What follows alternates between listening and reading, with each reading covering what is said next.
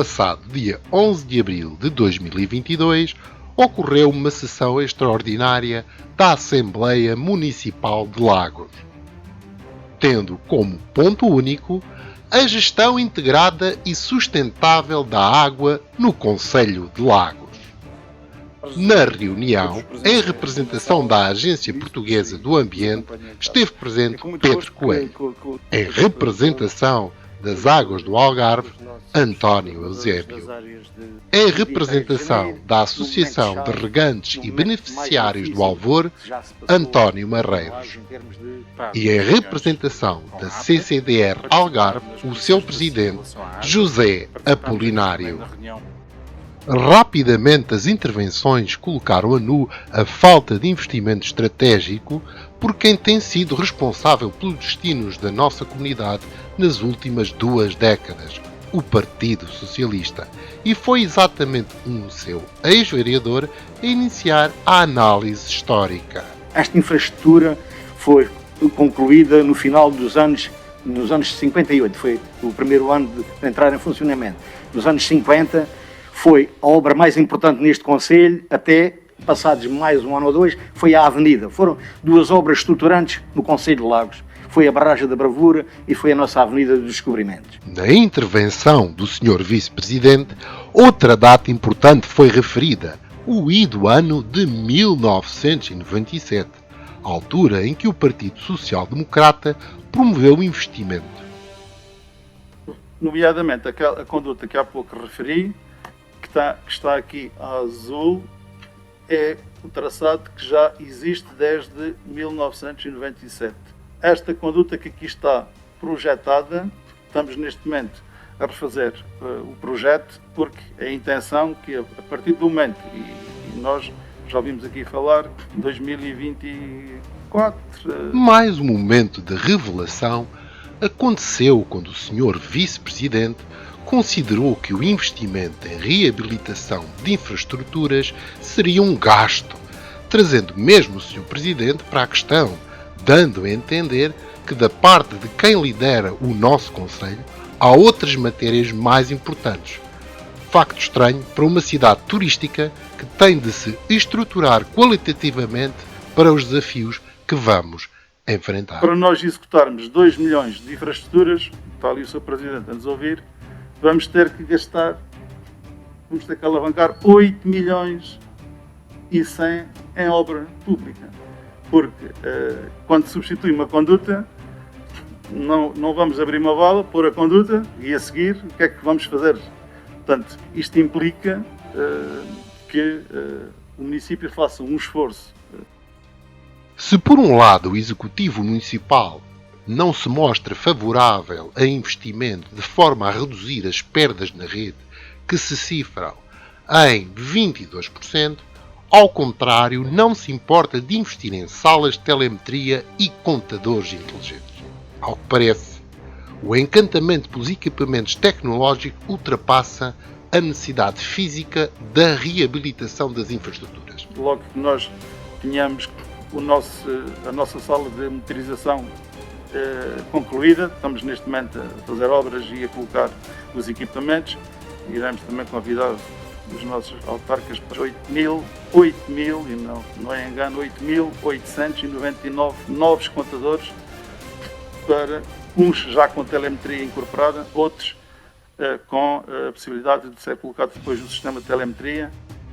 A intervenção do presidente da CCDR Algarve foi um claro aviso à navegação e à importância da aplicação dos fundos do PRR. Linha aqui o papel da Assembleia Municipal, porque o primeiro desafio que se coloca à região é garantir a utilização dos 200 milhões de euros. A desalinizadora poderá ter alguns impactos, mas é necessário colocar a desalinizadora. Foi aprovado por parte da Comissão Europeia um plano de recuperação e resiliência com datas, com marcos para a sua implementação. O Sr. Presidente da República, em determinado momento, disse que o PRR não tinha direito a prolongamento. Portanto, é preciso cumprir aquilo que são os calendários definidos no plano de recuperação e resiliência. Mas, quer dizer, neste momento, o ponto de partida é o seguinte: nós temos que cumprir dentro do prazo, sem direito a prolongamento. Primeiro, o desafio é de escolhas. E, portanto, e foram feitas escolhas. 200 milhões de euros para a eficiência hídrica. Há outras regiões que não tiveram. Portanto, nós temos esse verba. E, portanto, temos que todos trabalhar para executar e garantir que nenhum desses 200 milhões de euros, portanto, seja devolvido. Cada uma das entidades responsáveis já recebeu, aliás, 13% para a elaboração dos projetos e para a preparação dos projetos. O nosso grande desafio vai ser a execução. Durante a sua intervenção, Nuno Serafim questionou desta forma as entidades presentes. Tentar me focar naquilo que são as situações e as condições específicas do Concelho de Lagos e os problemas que, de alguma forma, a questão da água tem levantado em Lagos. Assim, começaria diretamente aqui em relação à APA e no respeito aos furos artesianos do Concelho de Lagos. Gostaria de saber qual é o impacto que eles têm, a monitorização deles, provavelmente terão, qual é o impacto deles nos aquíferos do nosso Concelho. Por outro lado, já foi aqui falado da questão da agricultura intensiva no Concelho de Lagos, uma vez que temporalmente conseguimos definir o quando do início da elaboração destes investimentos, gostaria de saber quais foram os impactos que conseguiram registar, negativos ou não, a nível da infiltração de elementos químicos e a nível da percentagem de água consumida dos aquíferos por este tipo de investimentos, uma vez que temos o ponto de partida, temos o consumo atual e essa monitorização é fácil, se a têm, se não a têm, se poderão fazer. Sei que todos nós temos acompanhado a questão de intrusão salina nas zonas de descarga dos aquíferos, nomeadamente na zona das Portelas, que ainda há bocado se referiu aqui nesta reunião. Existe ali uma questão do historial da água salobra com esta baixa dos níveis freáticos. Gostaria de saber como é que estão a acompanhar a situação, como está a monitorização desta área do Concelho de Lagos e aquilo que nos pode dizer em relação aos indicadores que tem em relação a esta questão. Por outro lado, e esta será para a APA e provavelmente para as águas do Algarve, têm existido diversas descargas de etar na Ribeira de Bensafrim. Se têm noção e têm números sobre os quais os efeitos dessas descargas. A Câmara Municipal de Lagos, há uns anos esta parte, fazia a monitorização em 3 pontos da Ribeira de Bensafrim, na Ponte da Ana Maria, na saída da etar e no Cais da Solaria. Gostaria, se que continuam a fazer este tipo de amostragem, penso que não, e se não é esta a amostragem que fazem nestes 3 locais, qual é a que fazem neste momento no Concelho de Lagos em relação à questão da etar? Em relação às águas do Algarve, ainda há pouco se falou, o Sr. Vice-Presidente da Câmara Municipal falou do investimento, aquele investimento avultado que foi feito na etar de Lagos com a construção há uns anos de uma estação elevatória para fornecimento de águas de rega ao campo de golfe. Passado estes anos todos, 20 anos de poder do Partido Socialista em Lagos, ainda não está a funcionar. Foram alguns milhões, estão lá parados. Gostaria de saber qual a razão pela qual durante este tempo todo não funciona e para quando está a funcionar, qual é a previsão de ter este sistema a funcionar. O investimento da etar que está a ser feito vai deixar o nosso sistema preparado, pensamos nós, para fazer face ao crescimento do Concelho. Gostaríamos de saber se nos podem dar dados qual será a sua capacidade máxima prevista e quais as soluções e tecnologias novas incorporadas nesta obra que estão a fazer, se é que as têm neste momento. Verifiquei também que as águas do Algarve, e também foi aqui falado que as águas do Algarve estão a aumentar a capacidade do reservatório da Cruz de Pedra. Aproveito assim para perguntar às águas do Algarve se os reservatórios a cargo da Câmara Municipal no âmbito do contrato têm estabelecido com o município, se a volumetria estipulada se encontra dentro daqueles níveis que contratualmente foi celebrado. Já agora, saber qual a capacidade atual, o Sr. Vice-Presidente falou apenas de um reservatório, mas qual é a capacidade atual dos reservatórios e qual é o nível médio e percentual que nesta fase eles têm. Esta pergunta já foi feita, mas eu vou repetir. Sou Presidente da Câmara, saber quantos metros cúbicos diários em média são adquiridos pela CML à rede. Em relação às águas do Algarve, há 3 ou 4 anos houve um problema, ainda há bocado falaram do furo JK8 em Almadna, que faz parte da concessão que está estabelecida entre o Concelho e as águas do Algarve. Sei que houve uma divergência das causas de contaminação, houve uma contaminação desse furo. Sei que houve uma divergência entre aquilo que era a opinião dos técnicos da Câmara Municipal à data, aquilo que era a posição das águas do Algarve. Gostaria de saber em que posição é que esta situação está e se houve compensação por esse facto. Tem havido diversas descargas de ETAR na Ribeira de Bensafrim. Consideramos provável, na nossa opinião e daquilo que temos ouvido de diversos técnicos, que a nossa qualidade de água balnear, que levou à retirada de algumas bandeiras azuis, tem origem nestas descargas. Quais as medidas preventivas que têm sido aplicadas pelas águas do Algarve na gestão da ETAR para fazer face a estes vazamentos? Já agora, e em relação a este assunto, se a APA, perante este tipo de eventos, iniciou algum inquérito e, se sim, quais foram as conclusões de medidas contra-organizacionais compensatórias que tiveram lugar por este tipo de descargas? Em relação à Câmara Municipal, gostaria de saber como é que estão a pensar resolver a questão de intrusão salina à maré cheia por causa dos carregadores de tempestade. Acho que é algo importante e que deveria ser falado nesta reunião. Gostaria, em relação à Câmara, também de saber que ações e estratégias de fundo a Câmara tem efetuado para resolver a questão das perdas de água e para quando se prevê a setorização da rede e criação de zonas de medição e controle.